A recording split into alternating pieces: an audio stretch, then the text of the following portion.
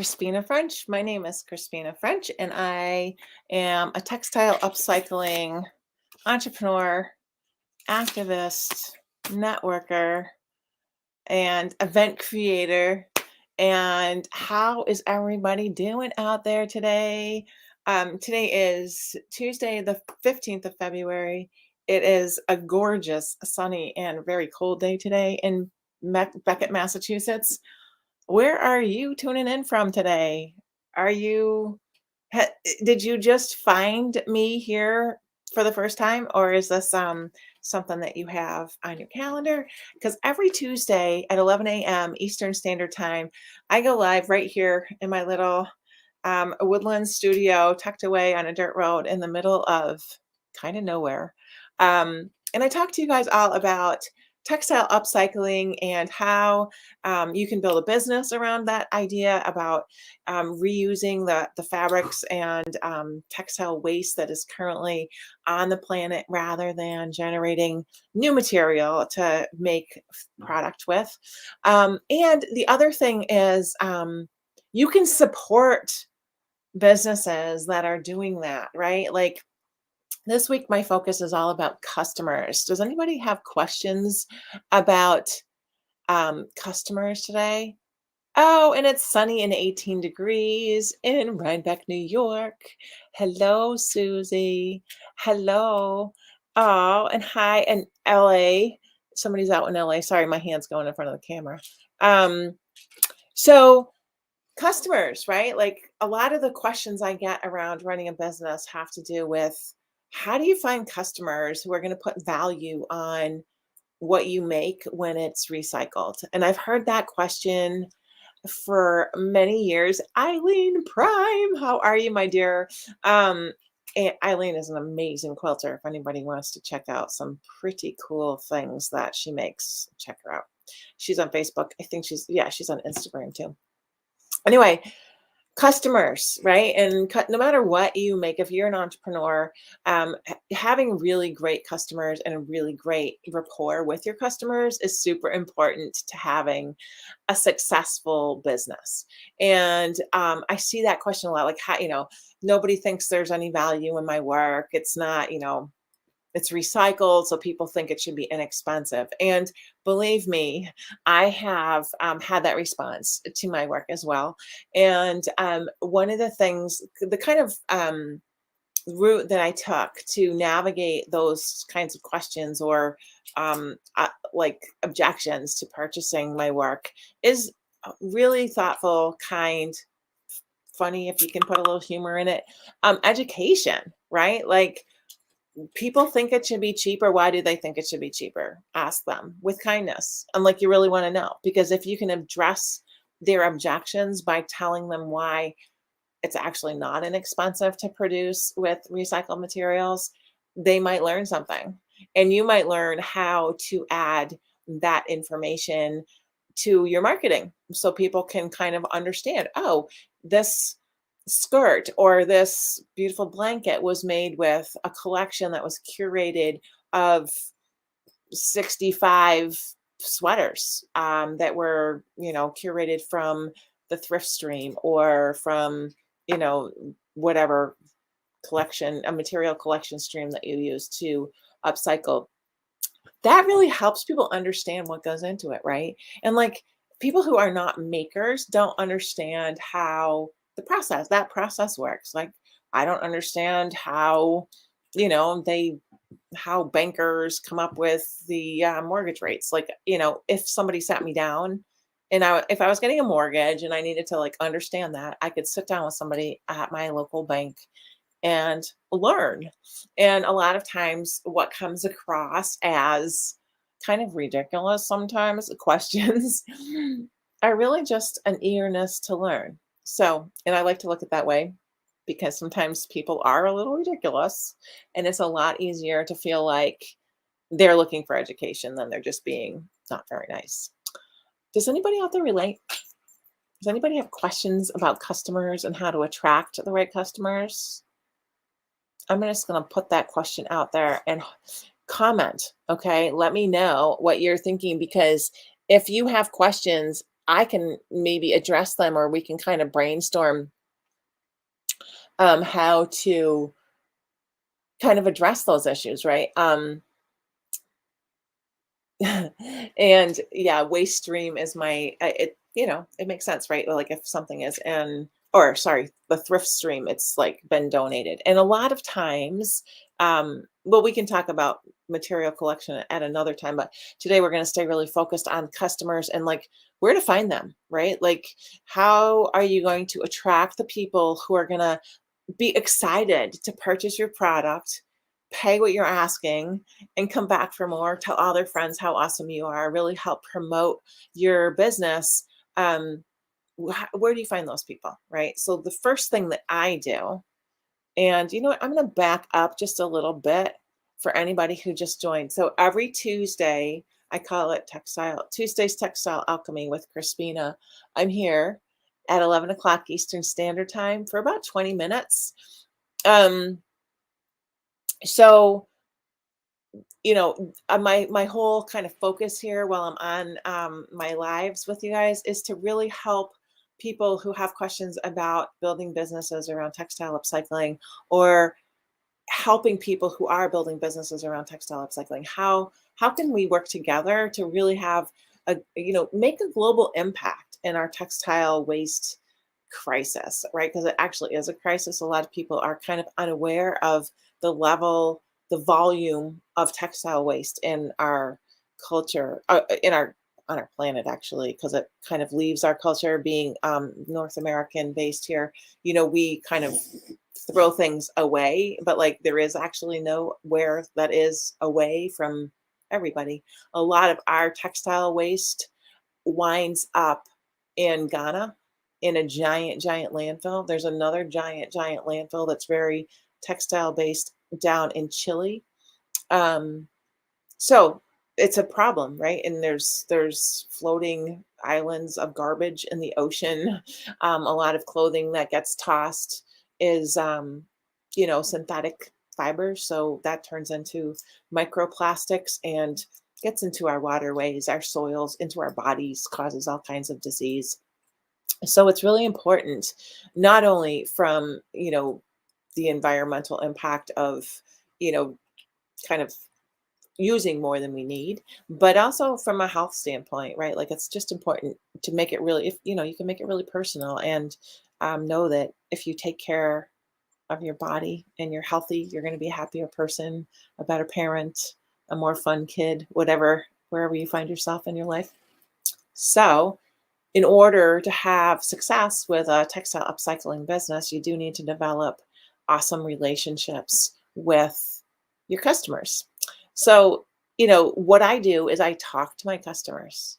I actually interview customers, and if you've been around a while on my social media, you might have run across a post here and there where I'm like, "Hey, I'm looking for, if you're interested, if you have 20 or 30 minutes and you want to hop on a Zoom with me, I have questions about where you first found me, or what, how, what kind of product you're looking for, what's your favorite, fiber to use in your life. Do you like to wear wool? Are you more of a cashmere person? Do you like denim throws? Like there's always a reason and an outreach from me to you guys, to whoever's either following me, friends, fans, followers, and then customers, just to learn about what rocks your world, right? So it's always really informational, informative, and it's actually kind of surprising a lot of times. One of the things that I realized in just the last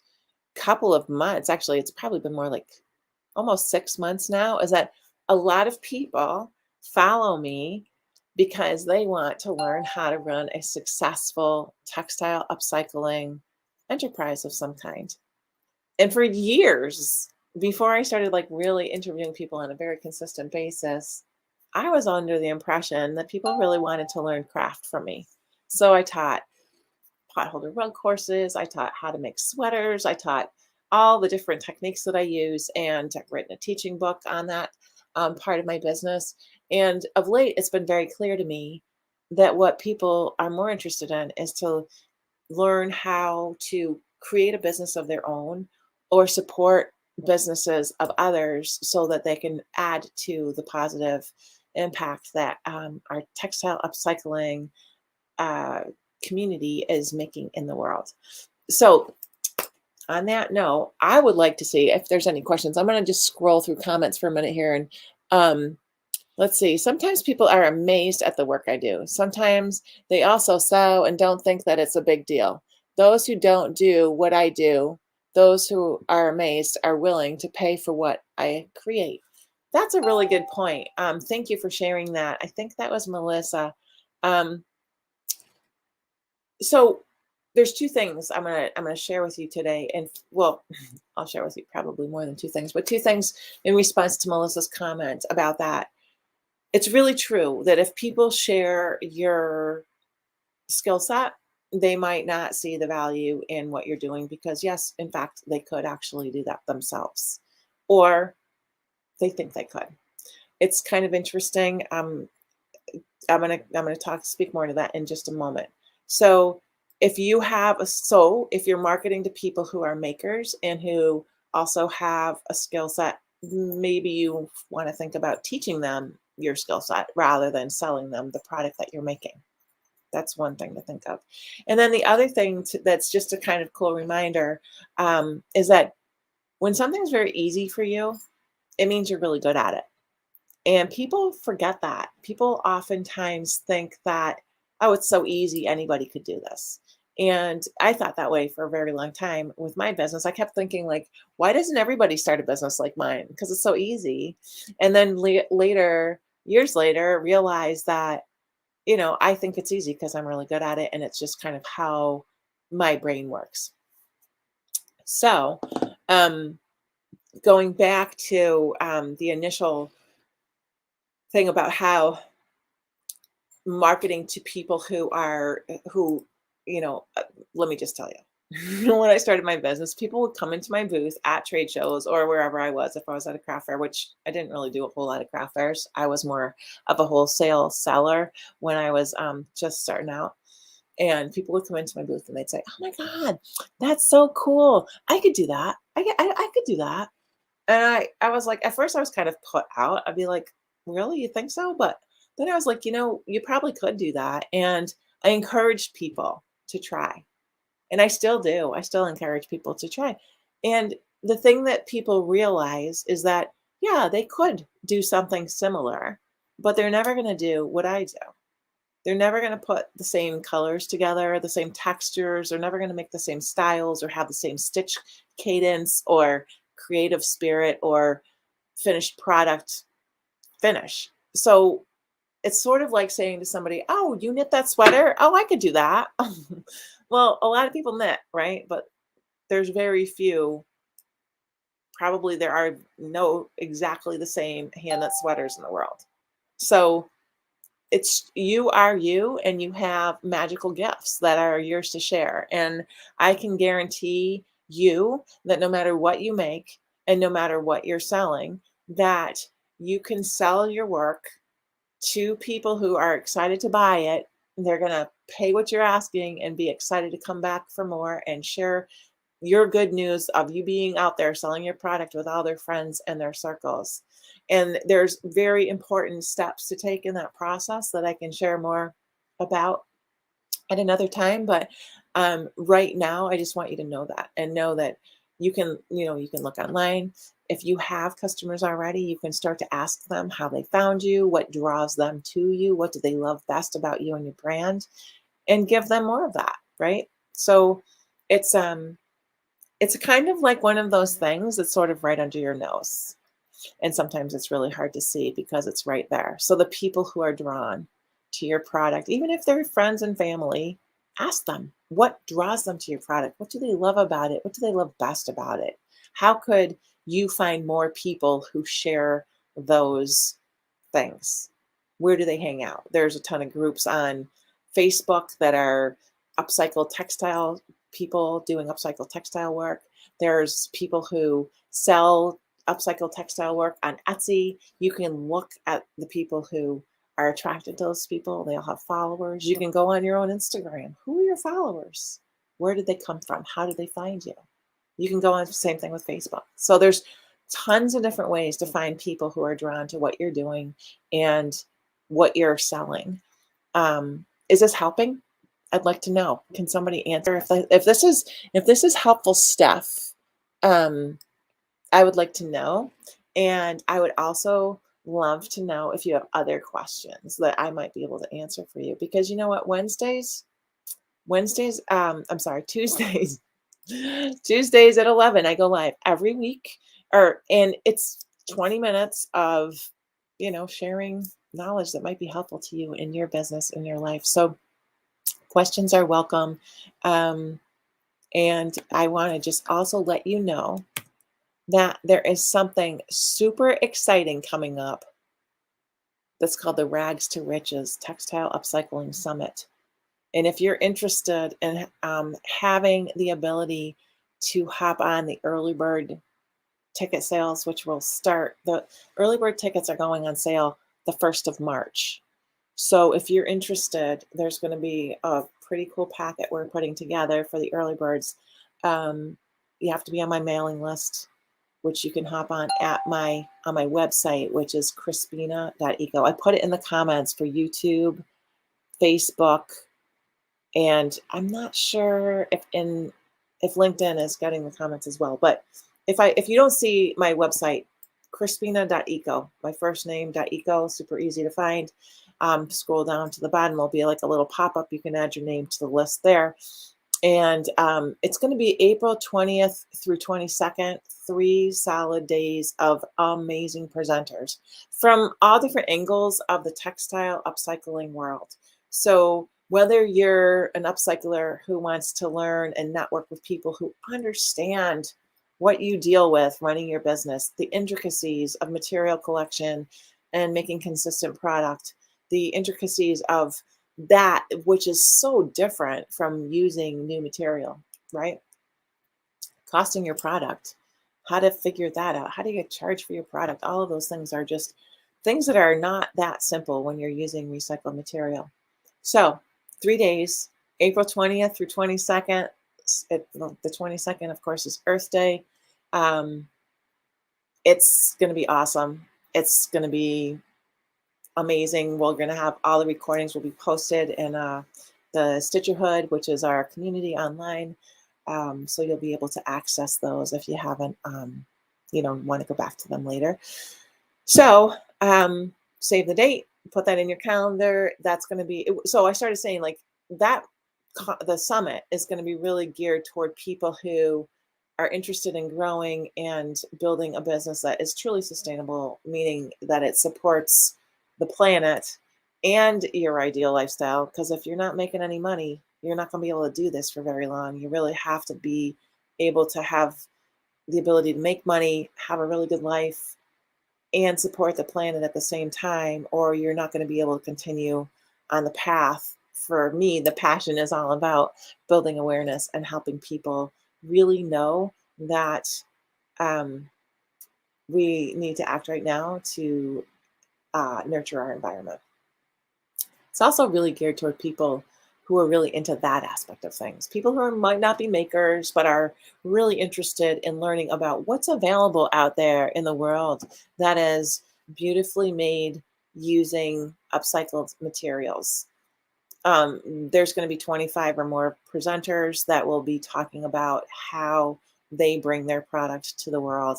And everything will be upcycled. So I look forward to meeting a lot of new people around that, and talking a lot more about developing your customer base. That'll be one of the subjects that our presenters will speak to. So yep, April 20th through 22nd, the Rags to Riches Textile Upcycling Summit. It's all virtual. It's all online. You don't have to go anywhere outside of the comfort of your own home. And everything will be recorded and posted for you to access if you get yourself a ticket. The early bird tickets go on sale March 1st. So with that, I'm not seeing any questions today. So I think I'm gonna head out and just hope that you all have a really great week, and I'll see you next week on Tuesday at 11 a.m. Eastern Standard Time. Have a wonderful rest of your day. Bye bye.